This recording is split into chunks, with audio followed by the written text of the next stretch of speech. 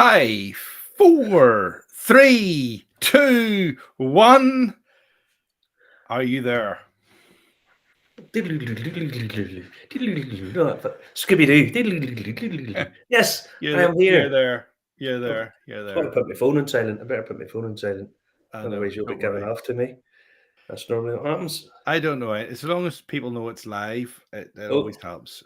All right, what's that? Shall I ring you to make your phone ring? I'll ring you to make your phone ring. Look at that there. Ring, look ring, at that. ring. Quick off the mark. She wanted to be first in tonight. There she is. There she is. Well, if on leg, I don't know what leg you would call this of my great American adventure, but yeah, we have a bit of an American theme tonight. Well, I called it American Dream. I'm no longer Madeira. I am no longer in Madeira. I'm back home in the Emerald Isle. Look, breakfast stout. I don't think you'd be allowed to do that back home. I don't think you would. No. Double chocolate coffee and oatmeal stout. So, happy breakfast time. What time is it with you? It's only 5 o'clock in the evening, is it? Yeah. No, it's only 3. It's only 3. Oh, that's not too bad. Yeah. I was going to head out and do it from outside with the sunglasses on, Justin. Just say, it's still cold here. Oh, it's so cold, Justin. It is cold here. But I couldn't get the Wi-Fi to extend out just and stay stable. So I had to come back indoors. But I'll give you a little clue. Wait, see this here. Just stay there 1 second. Okay. See how sunny it is, Justin? Hold on to make you big. Yes, I do. I see how sunny it is. I see how sunny it is. Yeah, it's dead sunny. Dead sunny. Very good. It's actually it's a little bit cold. We chill in the air, Justin. It's only about 12, 13 degrees. Okay, not so bad. Everybody, to be fair, everybody's walking around here with duffel coats on and like bully hats and big thermal gloves. Back home, we call that summer. It could be. No, it is. Just feel sorry for me. 21 degrees when I stepped off the plane a month ago, and now I'm back. It's like, you're lucky it's 2 degrees here.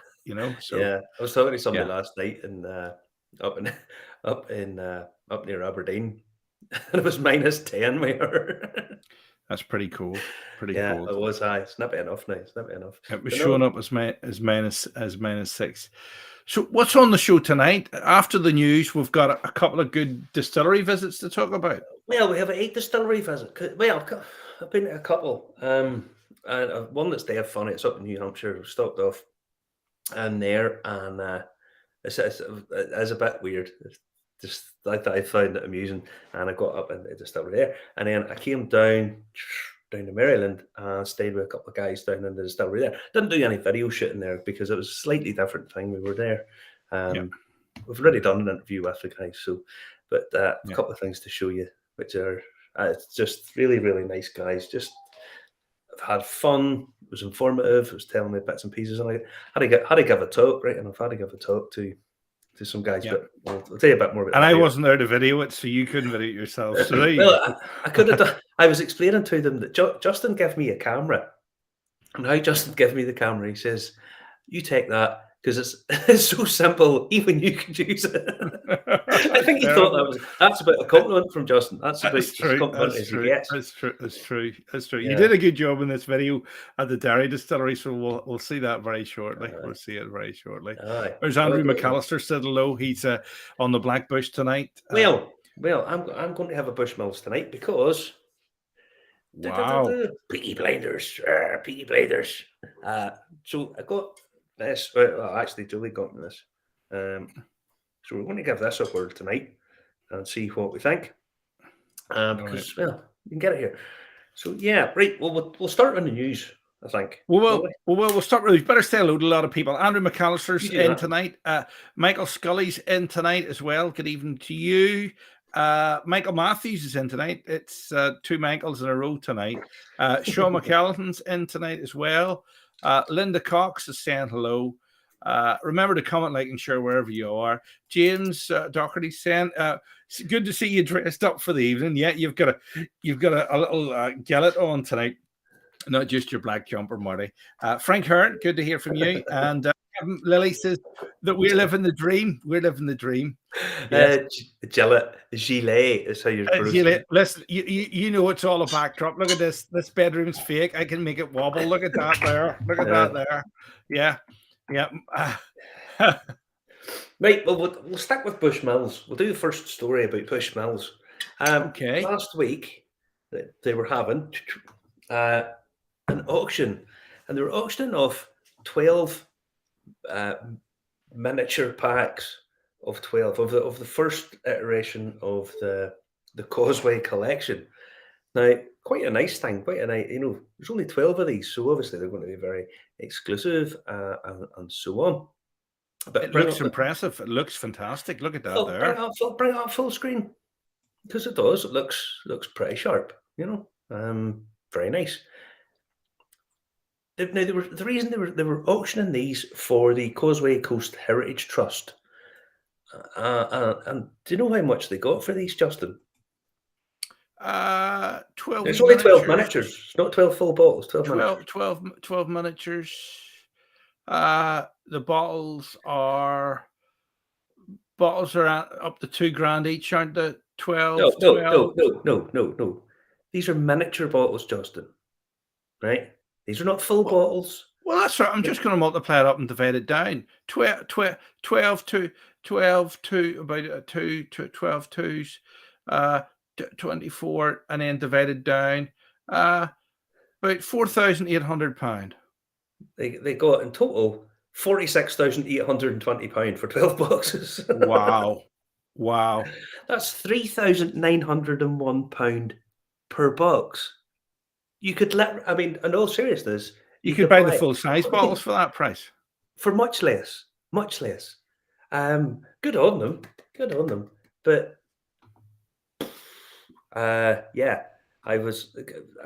fair play to them. I know they're very, very exclusive things. Was for charity. And it is for charity. But yeah, it's nearly $4,000 for a fairly nice wee presentation box. Just, yeah, good on them. But I know what I would rather have if I was having a collection. But to be fair, that's what Bushmills. Okay, it was always for charity and very, very exclusive. But that's what Bushmills could do if they brought out the Causeway collection as a more collectible thing. It'd be massively more collectible, as the name might suggest. But yeah, none of these will ever be opened. Let's be honest; they're all collector's items. I don't know. We miniatures are awfully tempting to open, but maybe not at that price.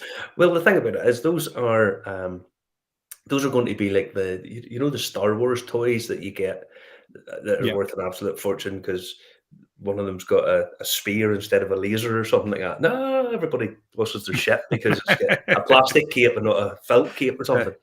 Yeah, that's what that's going to be. It's just really, really collectible, But yeah, I thought that was well done for raising the money for charity. Good. Now, I must admit, I've never heard of the next story. I've never heard of the next brand, McAllister's. Aye, now you see, there's a bit of contention with this to start with because the McAllisters are the husband and wife team who own this new distillery. Right, we'll get to that in a wee minute. But McAllisters are used to be a bottler and blender in Ballymena, my hometown. Remember, whenever I'm back home, I have a McAllister's thing that sits to the right of me. Yeah, they used to live in Tullyglass House Hotel, if anybody knows where that is, just outside Ballymena. So these guys registered it, but the brand's actually owned by someone, so there's a little bit of legal and everything went okay. Everybody was happy after it. Well, the Ashkara Distillery down in County Galway. Now, these guys are investing an awful lot of money, and if you go onto their website, if you wish to invest as a shareholder in the company, you can do such a thing that tells you the own thing. However, they applied for planning permission to build a whiskey maturation unit, which, if you are a distiller or a distillery, you have to have somewhere to mature your whiskey. That kind of goes hand in hand. Yeah. Okay. And I think some people think these things are a foregone conclusion. Really, it's a big shed that holds whiskey. but they've been turned down. I mean, personally, I think it's utter madness. They were building the distillery maturation unit 8 miles away from the distillery, which is fair enough. Basically, you take it away, you bung it in there for a minimum of 3 years. You don't have to look at it, so you don't really need to have it right beside your distillery. Okay, it's just a maturation unit. Loads and loads of the distilleries in Scotland ship all their stuff down to just outside Glasgow. They tell you, oh, the sea breeze of our distillery affects thing. Bollocks, it's matured for 12 years just outside Glasgow, over by the Erskine Bridge, a lot of it. Okay. So the maturation sites don't have to be right beside the distillery. So this has been turned down. Now, this is the reason they were told it would be incompatible with the ethos of rural enterprise. What does that mean? That means that the people talking about it don't know what they're talking about. It's basically a shed that the stuff in it sits there for 3 years. How's that? Yeah, and you can't put it in a built up area because that black mold forms. Yeah, right. But I fail to understand how a food or within the category sphere of food and beverages is incompatible with rural enterprise. Now, this is the other thing they put down. It's stupid beyond belief. The town they live in, the village that the distillery is going in, has a population of 200 people, right? 200. Now, they're employing local people to do some of the jobs. Mm-hmm. So they're giving people, especially the young people that are there, the chance of employment.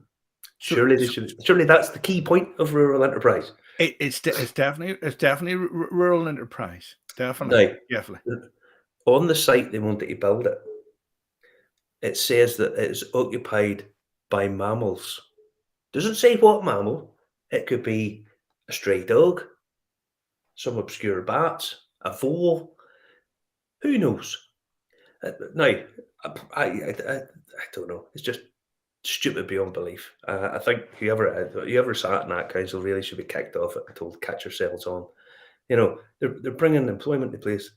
It'll be a couple of tankers maybe, or a couple of Peter. It could be rats.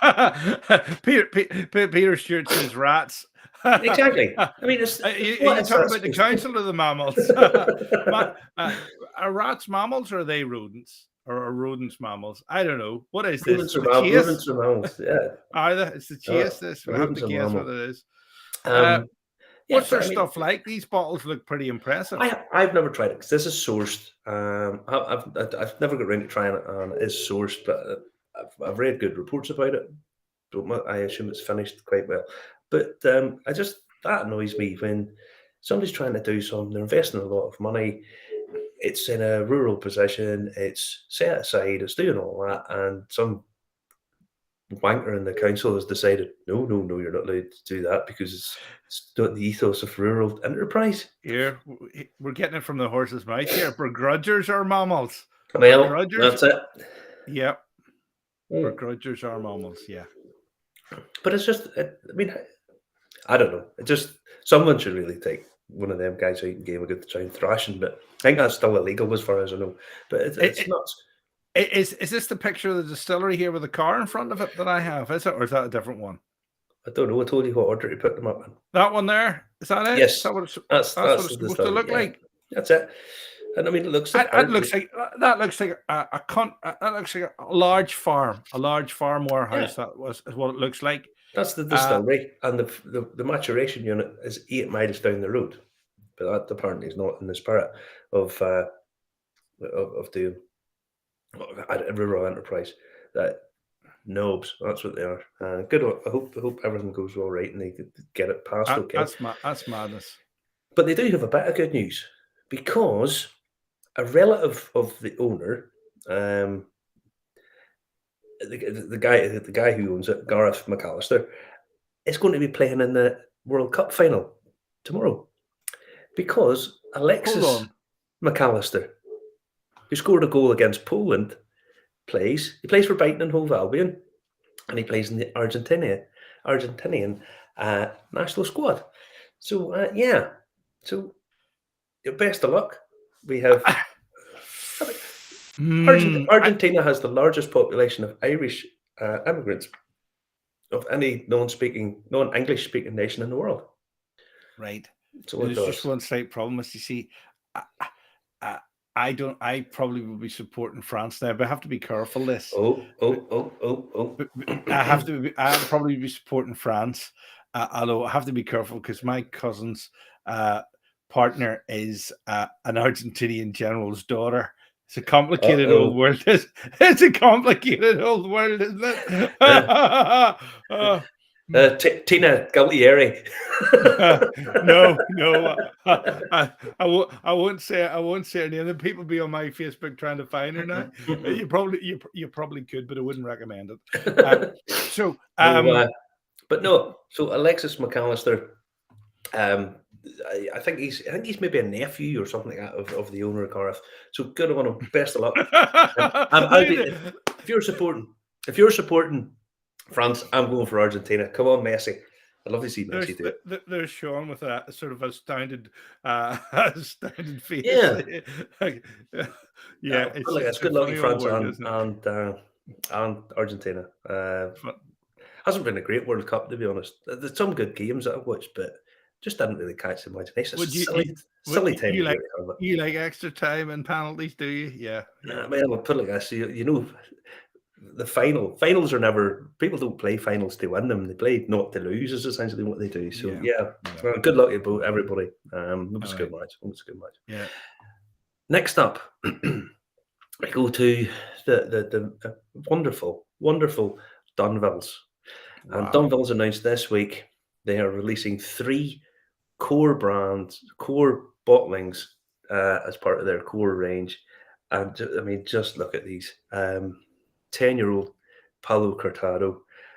I can't wait to try that. That's the truth.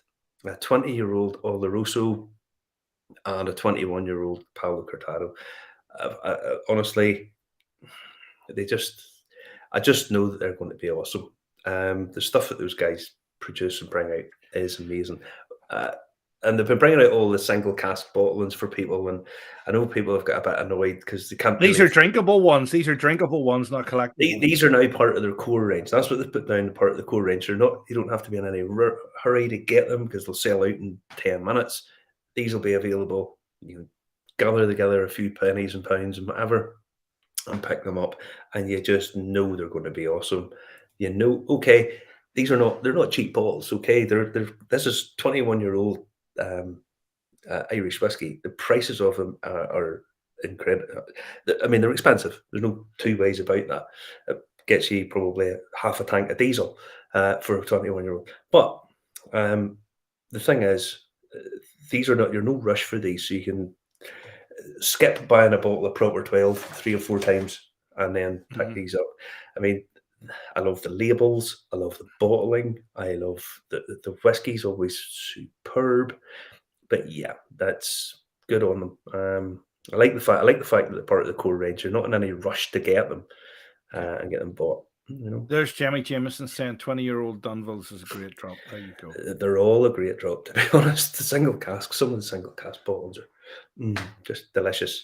They managed to do these really, really, real big sherry bombs and not over sweeten them. They don't feel overly sweet. You could just sit and chew on them. They're just lovely, absolutely wonderful stuff. So good on them. Well done. Next up, we're coming stateside because there's a couple of big stories this week. Well, not big stories, but there's loads of stuff happening. These are the big producers. I'll talk about the little ones in a little bit.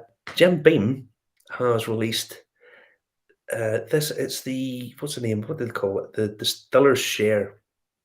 And this is a bourbon that comes with toasted brown rice. They've taken bourbon has to be 51% corn, but then you put basically whatever you want and afterwards. So they've taken away the rye. Umami. Is the umami going to come out? Is this like the Japanese whiskey that you're not allowed to sell in Japan then? If there's rice in it, umami? No, because it's all about the distillation. It's just about whiskey can be made by any cereal, so why would it not be made by rice? So this is a 5-year-old, and it's a secondary maturation in toasted oak. So the first one obviously has to be in charred American oak, bottled at 51%. But the rye's been taken out and toasted brown rice. So it's nice to see a bit more experimentation coming in the big guys and the little guys doing different things, So yeah, it'd be interesting. We'll see whether they're probably taking their inspiration from some of the smaller guys. These guys, the big guys, are always watching. They're always watching. So they probably picked it up from somebody else and maybe thought, right, that's something that we could do. So it'd be interesting when they try that, Good. Then Pernod are spending $250 million building a new carbon neutral distillery in Marion County in Kentucky. Wow, look at the size yeah. of this place. Aye, it's $250 million. Now, whenever you consider Sazerac announced that they were going to be spending $600 million as well on there, and we're getting to Buffalo Trace in a wee second. It goes to show you the confidence that there is going forward in bourbon and the whiskey world in general. $250 million. It's a phenomenal amount of money. Yeah, it is. It comes in the back of them announcing other developments down in Middleton and whatnot. So yeah, lots and lots and lots of investment, especially in Kentucky. So that's good. And then Buffalo Trace announced this week, on Thursday, that they have distilled their 8 millionth barrel of whiskey. Wow. Since Prohibition. Right. Here, the great comments come in. Michael Caldwell said, no issues with rural enterprise development there, no doubt. No. Whenever they realise just how big a part of the industry or the economy the bourbon is, it's a $9 billion a year industry. I mean, it's just, they realise enterprise, ingenuity, helping people, building a maturation unit in the middle of a field, essentially 8 miles away from your distillery, and this is a problem. Anyway, say no. Anyway, Buffalo Trace. If you check a little bit about the figures of this, but tells a little tale, because Prohibition ended in 1933. Okay. So from 1933 until 2022, they've distilled 8 million casks. Okay. Mm-hmm. So I did a little bit of calculating about. That was an average. Sorry. It's only been 4 years since they distilled their 7 millionth cask. So they're averaging 250,000 casks a year from them guys, okay, in the last 4 years. Okay. Prior to that, it took 81 years to get up to 7 million, which averaged about 86,500 casks. Now that's, in terms of volume, for lots of the distilleries today, 86,000 casks is enormous. They've now stepped it up to 250,000, and they're doubling production. Buffalo Trace are going to be making 500,000 casks a year. And of course, there's Sean McClanahan saying he tried a couple of weeks ago. Not bad at all. They're maintaining the quality. Well, they're doing something right, but honestly, they're going to be up to 500,000 casks a year. I mean, it's just incredible. So that's where their investment's going, and if they're selling it, now, as I say, they bought over Loch Gill, so it'll be interesting to see what they do down there. But yeah, 500,000 casks a year is where they're going. That's a lot of barrels. It's a lot of stuff. A lot of stuff. Well, that's this week's news, my friend. That's all I have to tell you. Good. But you managed to fit in a wee visit this week. I've done a whole pile of stuff this week. I started the week in this is the states that I've been through this week, because I was down on the train down the whole east coast of the states this week. So we've been to Maine, New Hampshire, Rhode Island, Connecticut, New York, New Jersey, Delaware, Maryland. Have I missed one? Maryland, Washington, D.C., Virginia. Then went to, caught the plane dropped down into Georgia, Atlanta. Fabulous airport, enormous, huge, and just like that, dead efficient. Boom, boom, boom, boom. And now we're in Texas. So I've been in what, many was that? 12, 13 states this week. That's some going. I can already keep up with where you were. I know, I could already keep up with where I was myself, but it was like along the way, Justin, we have picked up a couple of bargains. I walked into a liquor store the other day, and is that this photo? Is that this photo we were seeing? No. That was me out and about various places. So everywhere I've gone to states I've picked up, popped in and said, "Oh look," just I tell you, I genuinely get a bit excited when I walk into some rural liquor store in Maryland and I pick up a bottle of Limavady whiskey, and I'm like, it's here. And you go somewhere and there's McConnell's, and you go somewhere and there's Hampshire. There's you with the Limavady. Look at that there. Look that's at that. Me with the Limavady. That's right beside the Patuxent River. So yeah, it's nice being able to pop in and see these things, and then you see a bottle of Proper 12 and you go, oh Christ, that's here as well, and they sell huge bottles of it, huge big litre and a half bottles, horrendous. But I popped into one in Washington DC, and there was a guy behind it. He's obviously Indian extraction or whatever. He had a turban and all that stuff, so his English he must have been fairly recent, but he's yes, there's a litre and a half bottle of Proper 12. Actually, I seen somebody back in the airport and was nearly tempted to say, please put that back. I didn't want to be the Conor McGregor's cousin or something like that there. No, my no, you're lucky to get the head punched off you. Popped into a liquor store in Washington DC, right next to the hotel. I must tell you this story as well. The hotel I was staying in, 5 minutes walk from the White House. Okay, and Trump Plaza. No, it was dead cheap. It was like a 3-star hotel, but it was clean and everyone was nice about it. But I was coming down in the lift, and this guy came in and he goes, "Hey, yeah," I said, "How you doing?" He said, he said something anyway, and he wanted to step out of the lift, and he turns around and he goes, "Where are you from?" And I said, "Well, I live in Northern Ireland. I live in a place called Doire. I'm originally from Ballymena." He says, "I'm from Coleraine." I was like, "What?" So he turns around, he says, "What are you doing here?" I was talking away to him. He says, "Listen, bear with me 2 seconds." And he walked down behind reception. He says, "Give me a ticket. Here, go and get yourself a meal. Go and get yourself breakfast on me."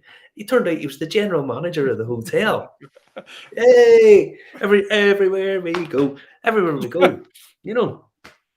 Yeah, but there's only 1.6 million inhabitants here. I know, but most of them live overseas. They must have been chances. But no, it's unreal. But I popped in next door, and the guy in the thing, he was obviously of Indian extraction, and his English was okay, but not brilliant. And I says, I looked up and I spies Middleton Very Rare. Hold that up again. Middleton Very Rare box. So I said, excuse me, I said, what year's that? "Oh, it's this year," he says. And I said, "Oh, so it's 2022. I don't know, it's this year." So I don't know what he thought I'd say. And I says, "Could I see it?" So he goes up, he picks it up, and lo and behold, he pulls it down, and it's a bottle of the new shape 2017 bottle, the year they changed them over. And I says, "All right." I says, "What's in the other box?" "Oh, they're both the same," he said. I said, "What price are they?" $200 a pop. Wow. Just give me both of those, I says. "No problem at all." These are auctioning back home for about £700 odd each. So, and that's a result. That is a result. If anybody's in the States, and it was a local liquor store, keep an eye on some of the auction houses back in the UK and pop your head in. Back in the UK, Irish whiskey auctions down in Dundalk, and some of the other ones in the UK, because lots of these. Conor McGregor will be looking you for that American woman that said he was British. Some American TV host had an argument with Conor McGregor, said he was British. But anyway, it gets complicated here.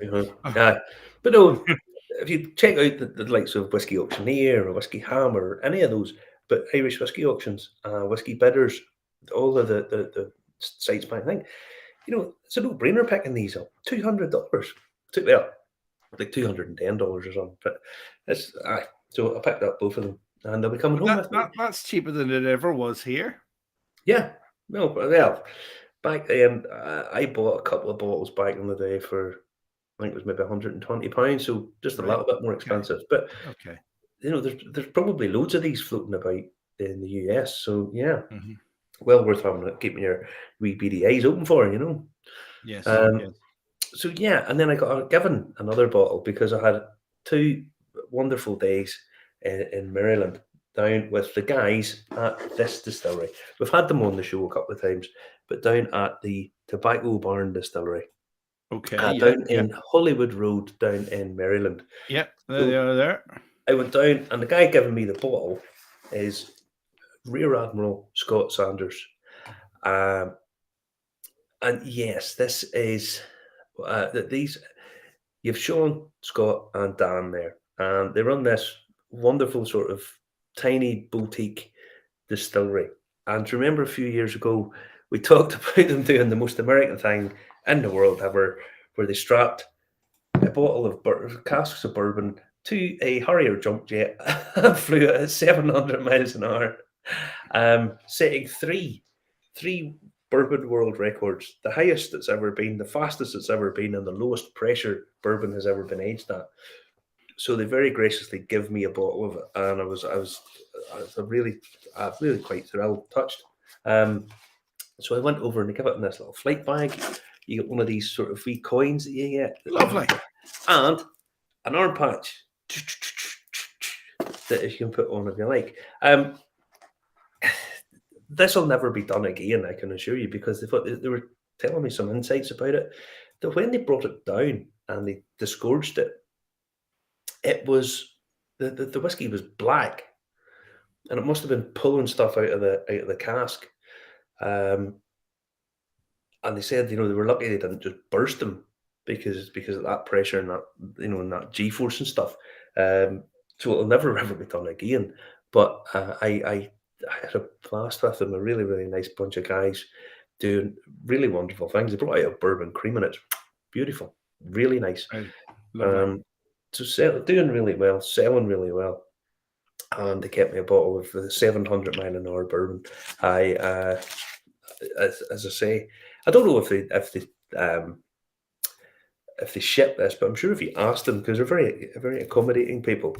So if anybody's wanting a bottle of this, get in touch with the Tobacco Barn Distillery and tell them, because people always look for kind of unique things. I tasted it, and it tastes very similar to their standard product, the line they bring out, but it's different. And even though it was only flew for a few seconds, it done something to it, and it's probably a little bit more richer. Yeah. Here's Michael Caldwell's come up with something. He says they could do another product and they could call it Top Rum, like Top Rum. That's a good idea, Michael. Well, one of the things they did, because Scott is an admiral, he was also, up until Friday or Thursday, the chairman of the Historic Ship Preservation Society of the US. Can't remember. Anyway, and what he did was the aged rum on the historic USS ship Constellation, which is an old wooden ship. So they aged it on there, and they got into trouble with some of the big guys because Diageo or someone of them owns the Admiral's rum. So they tried to sue them, obviously, as they want to do, because he was calling it Admiral's rum, but because he was a serving admiral, couldn't touch him. So yeah, good on them. No, very honestly, good. Go on and check those guys out at the www.tobaccobarndistillery.com. And honestly, this will never be done again. So it's kind of one of a kind, and they don't have that many bottles of it. I think there's maybe I think they told us there's like 40 bottles of it left, and it's not expensive. So if you want something fairly unique, get yourself one of them. As I say, not too many. There's only a couple of hundred people who ever want to know, you know. So Lovely. yeah, it's been hectic all week, but I was up in New Hampshire, and I decided to go because for anyone who doesn't know about Northern Ireland and the crap that goes on in Northern Ireland, things that really annoy people, there's a city in Northern Ireland who originally the place was called Derry, and it comes from the Gaelic word for oak. Okay, James the First took over as King of Ireland and all that kind of jazz. He then sold this area to the London Guilds, who didn't actually want it. And then, so the London Guilds got it, and they were like, what the hell do we do with this? So then they put out a charter. Yeah. So the London Guilds put by charter, they changed the name of it to Londonderry. That's how that all came about.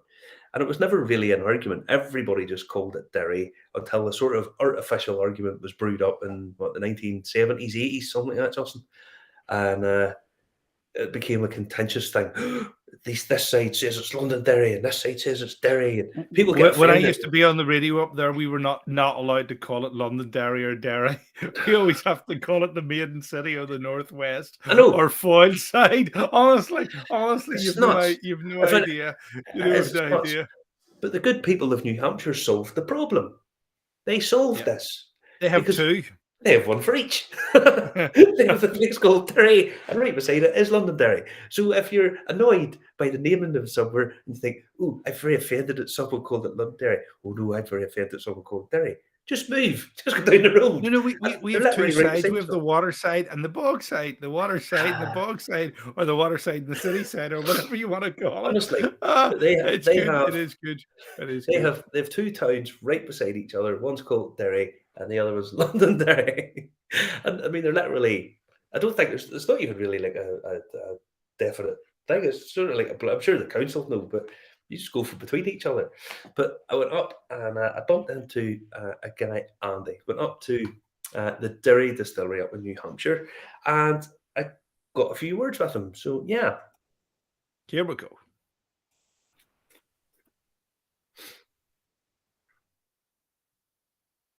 Guess where I am. Look, we're in Derry, and we're not even up with. There's no apprentice boys. There's no siege, nothing. That's because this is Derry, New Hampshire, and I'm joined by Andy, who's in the Doire distillery. You have a really sort of all-encompassing setup here because you have beer, gin. I don't know what all else, but you serve food, dinner, distillery out the back. Sort of a man of all trades, right? How did you get started? Tell me how you got started. It was about 12 years ago. It started in a little beer and wine store that I purchased with my now wife. And shortly after we purchased the beer store, we had the idea to open up the restaurant, which at the time was just supposed to be a lounge, and introducing people to new wine and new beers and offering flights of both. That evolved into a restaurant. And then a few years later, we ended up opening the distillery. And a couple of years later after that, the brewery and then winery. So, right, now, hang on. You do beer, wine, gin, whiskey. You must have really good parties around your place. You do everything here. We got married finally last year, and it was an epic party. Yes, I can imagine. I can imagine. Yes. Now, as I say, we're in Derry, and it's dead funny because people buy. We have a twin sort of town just across the way. It's called Londonderry, so cover all bases. Yes, yeah. Back home, we have to merge them into one, so they stop arguments. Is there a rivalry between the two places? There is actually. It's mostly a friendly rivalry, but the two high schools, particularly football, they have a rivalry, and they have for forever. Yeah, I can imagine. Yeah. If it was in back home, it'd be a totally different level of thing. Now, obviously, we're going to concentrate a little bit more on the whiskey, but you started in craft beer. Now, was that where you started? It's sort of what got us into this entire craft industry was the craft beer. Yes. Yeah. When we first got involved and purchased that beer store, there were 13 breweries in the state of New Hampshire. There are 104 now. Yeah, that sort of blew up, really. Yes. I mean, it's huge. There's stuff all over. Oh, yeah. So you get interested in craft beer. Yes. Then elevate it up to spirits. Naturally progressed to whiskey, or the interim gins obviously appeared.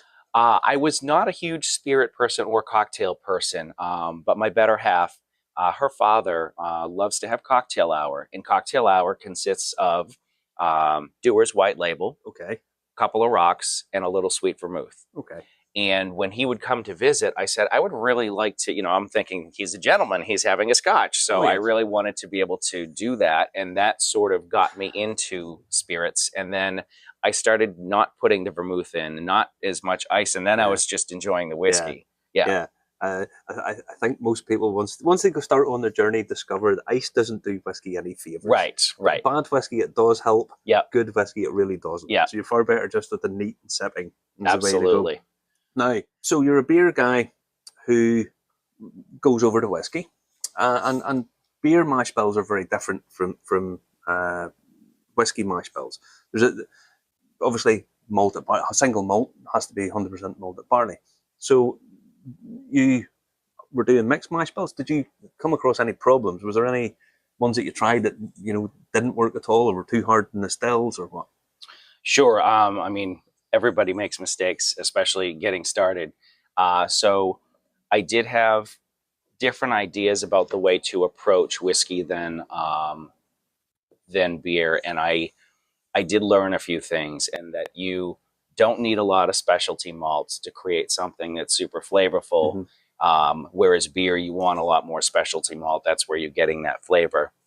Also, you're not barrel aging beer a lot of the time, so you don't have that whole piece to take into account. But it's definitely been a learning process. Fortunately, with 125 gallons still, we can play around a little bit, and we're not in it too deep where we can't make corrections. Yeah, there's the whole craft distillation stuff in the States is now becoming bigger and bigger and bigger. Basically, every day you hear that new distilleries opening. You're the only one in Derry. Yes. Is there one in London, Derry, by the way? There is not. There is not. Hey, there'll be a rival set up. Yes, right. Yeah, a rival set up. Now, you've these two bottles here. We'll talk a little bit about these two bottles. So this is your Derry. Bring it over. So what's this? What am I holding here? So this is a malt whiskey that was lightly modeled after our English style porter. So there was a hint, except this was the educational piece where I realized I can't just make the porter because it's just going to taste like roasty chocolate, and that's not what I was looking for. But I wanted bits and pieces in the undertones. So it's mostly Maris Otter, but it is all English malts. And then what we did is we aged it in oak for about 6 months. And then we decided to add a Hungarian oak cube to each bottle to continue some of the maturation process and sort of, soften the whiskey a little bit further the longer it sat. This reminds me, there's a guy back home who he didn't chill filter. Basically, he didn't filter anything. And when you held up his bottles, you got piles of char. It was like a snow globe. Oh, really? Oh, no kidding. He has changed these. He's sort of changed this. Yeah, moved it a little bit. So you get a little cube of Hungarian oak in there. Yes, yeah. And does that, do you think, do much? Is that doing much for you? It did. It actually, over time, I'd say another 3 months, it started to give it a creaminess to it that it didn't quite have when it was fresh. Yeah. Okay. So is this your? Oh, this is Sanders. This is Sanders. Yeah. So this is Sanders. Is this Colonel Sanders? Is this KFC? Sanders. I had the pleasure of attending the Great British Beer Festival back in 2019 to learn all things Camera Cask Ale. And my bar manager, his name was Dave Sanders. So when I decided to do an English, all English malts, I named it Sanders. Well, all I will say is, I always think of Camera, the real ale guys. They love like beers with twigs and stuff floating about in them. That's kind of what they do. Most of them have sort of weird facial hair and twigs. They do have lots of facial hair. Lots of interesting characters. Lots of interesting facial hair. Yes. So is this constantly available, or is it done in small batches, or? We're actually just about out of it. A lot of what we've done is we've kind of played around with different recipes and come out with something different. So we haven't remade anything until the Irish. Yep. Yeah. Now, I'll get the Irish in a wee minute. Now, this is better than average Joe malt whiskey. Now, explain, please. Sure. So the whiskey that we made before that was a 100% rye whiskey. And if you've ever dealt with rye mashes, they're terrible because it turns to glue. Yeah. So it's really difficult to work with, or at least it was for us on our scale, but the flavors were really, really nice. So it also cost us a fortune. So what I wanted a whiskey that had a big flavor punch, but I also wanted to tweak the recipe in such a way that it wasn't going to cost a fortune. So instead of $45 a bottle, it was $30 a bottle, because I also wanted the whiskey to have that flavor so that you felt like you were treating yourself at the end of the night, even if you are an average Joe. Yeah, exactly. Yes. Ain't nothing wrong with looking after people in price point. Absolutely. I saw a whiskey this morning it's up for sale, Balvenie 60-year-old. I thought I'll have a little look to see what price it is. It's £122,000 a bottle. So I'll leave that to Justin to buy that. Yeah. Jet Set Justin can buy that. Possibly for my birthday, Justin, if you want. So these are your two products. Now, this is a touchy subject a little bit, because you've got an Irish whiskey out here, which we couldn't help but notice. Yes. You need to explain yourself here. What do you mean an Irish whiskey? It is 100% Irish single malt, and it was one of those things where I hadn't ever found an Irish whiskey that I fell in love with, and I wanted to. I know, but I had very limited experience. I had very limited experience with Irish whiskey, so it's sort of one of those things where you want to learn and you want to try. So doing some research. Learning about things, and then selecting barrels, and then this is what we have. So now it's Irish barley. It's Irish barley that you bought. Yeah, it's Irish barley. So that's where the Irish comes in. So you run it through Irish barley. What variety of barley do you? I would. It's one of those things where I have it in my notes, but I don't remember offhand. So you bought the barley, brought it over here, run it through. Yeah. Done your fermentation. Now it's aging in bourbon casks in here. Yes, sir. Now, we popped in there and we did a brief tour, and we saw some casks. Now, we have some here. We do have some here. Now, this is single malt Irish. Yes, and I will tell you, this is 130 proof in the barrel right now. So I did also bring some water, should you need it. We'll not worry about water. No. We'll not worry about water. Chin chin. Oh, cheers. Cheers, sláinte.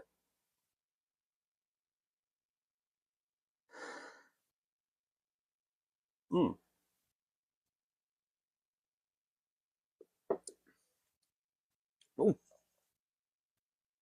there's lots of sort of pecan nuts. There's quite honey pecan nuts at the front there. It is punchy because it's straight from the cask. Yes, yeah, absolutely two ways about that. Yeah, but that's got loads of flavour in it, loads of flavour. And how long's that been in cask? Since April. So what's like May, June, July, August, September, October, November, December. So 8 months. Yeah. Yeah, that's lots of flavour in that. Quite a nice mouthfeel to it as well.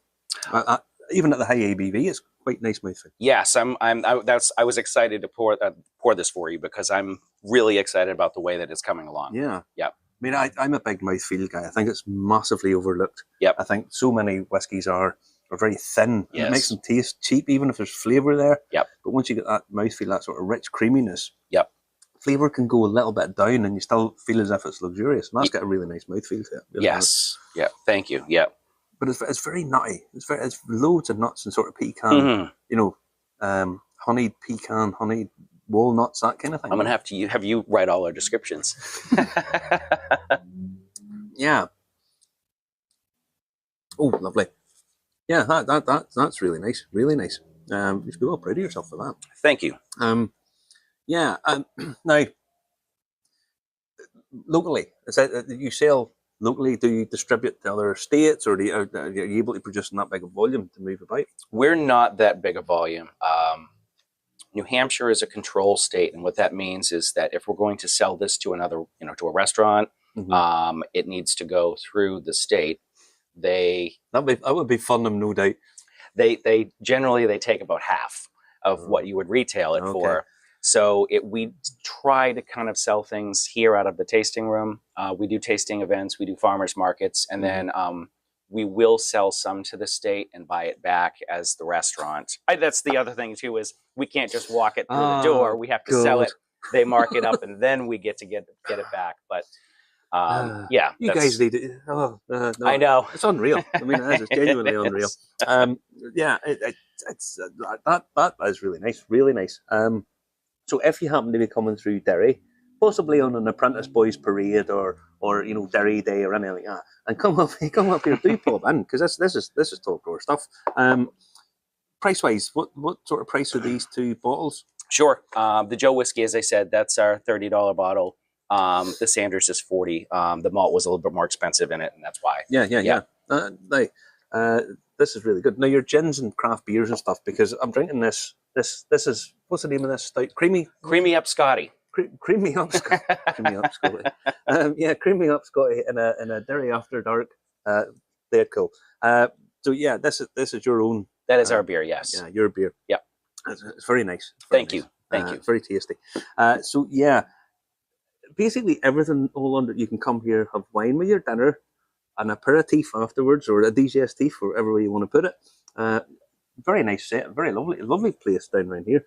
And yeah, well done, Andy. Thank you very much. Thank you very much for having me. Thanks for coming. Right, so tell us exactly what's the setup here. Tell me, Andy. Sure. We have a 5-barrel mash tun over here. It's a jacketed mash tun. What's cool about that is allowed us to actually heat the water up right inside the mash tun itself, so we don't need a hot liquor tank. And then down over here we have a 125-gallon pot still. It's got a whiskey helmet on it. And what's kind of cool about this still is we could have it set up to do a traditional pot still distillation. Most of the time we don't end up doing that. What we end up doing is we run it through the reflux column and then up through the deflagometer. And then we come back over here to the condenser and our distillate comes out the parrot. Yeah, so in terms of production quantity, what production quantity can you make? Obviously, LPA or whatever you want to describe, what size it is? Sure. So out of a 125-gallon wash, we typically get, depending on the starting alcohol percentage of the wash, we get somewhere between 10 and 14 or 15 gallons of high test. If we're doing whiskey, it usually comes off the still at about 150, 160 proof. If we're doing a sugar-based wash, that usually comes off at about 175. So it really depends on what we're doing.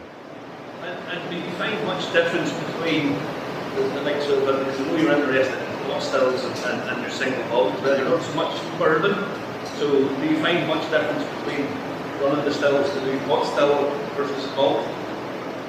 I have found it's really interesting. We have distilled, sugarcane. We have distilled rum washes and malt whiskey washes, and even agave. And they all act very differently running them through the still. And it's the weirdest thing. I really like doing the sugar washes because they're fast and they're easy and I don't have to think about it. But my heart's in whiskey, so I'm willing to deal with getting through that. We have, over the years, refined our recipes, which has definitely helped finding that sweet spot where we're just high enough in alcohol that we're getting a nice amount of distillate, but we're also not getting any weird off flavors in it. So it's a much more enjoyable experience 5 years later. Yeah. Yes. Yeah. Now, you're very much all, I assume these are wash backs here. These are fermentation tanks. These are fermentation tanks. So in addition to being a distillery, we're also a brewery, and we even dabble in some wine.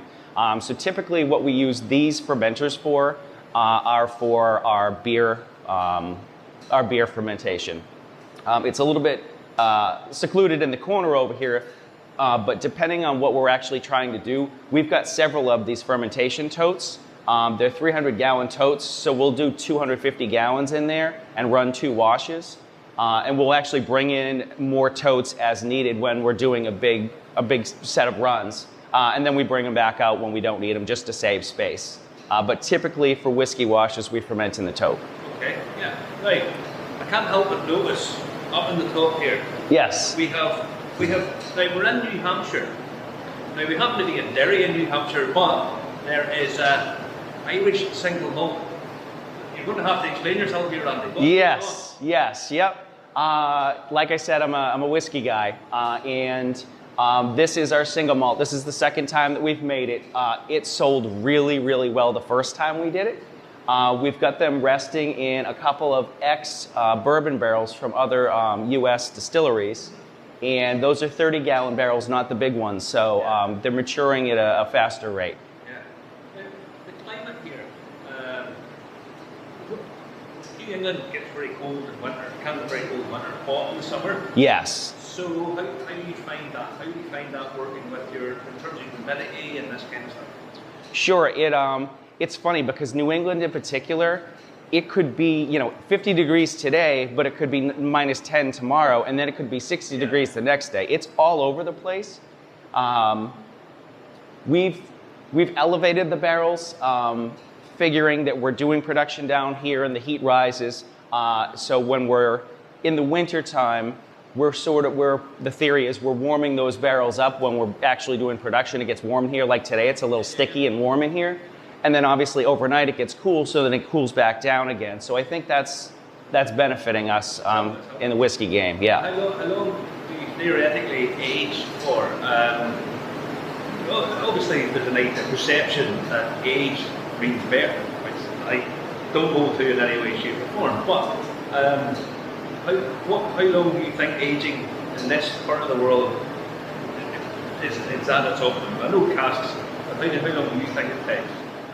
For us, we've done a minimum of 6 months, and then the beauty of it is you get to check the cask all the time and kind of see where it's at. In an ideal world for us, a year puts some really nice flavors into the whiskey, and it doesn't come across like a young whiskey anymore. So that's kind of where we're at. Because we have such limited space, we kind of have to pick and choose our battles. So we also, as you know, you have to put a lot of time and a lot of money into making whiskey. So at some point it's like, okay, we need to pull that and we need to start over again. So as we've grown over the last 5 years, we've been able to start leaving things in longer and longer.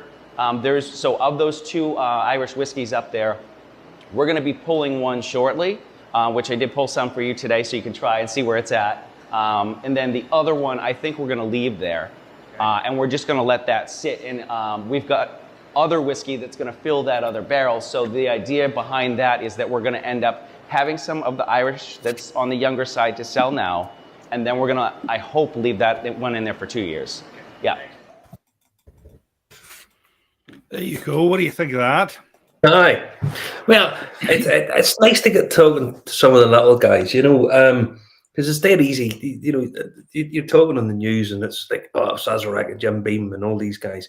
But when you get out and you actually meet the small craft guys who are having to do their thing. I gave a talk this week in the Maryland Distillers Guild. Right. Okay. So I had to give a talk here. There's as many distilleries in Maryland as there is in Ireland. Wow. Yeah, and I was shocked when I discovered. Now, the majority of them are something similar in size to Andy. They're not very big outfits, but the passion they have, the craft they have, some of the he seems to be doing everything and doing it right. Yeah, well, he's doing loads of stuff, and he's in some ways this is funny because a lot of these guys, they think,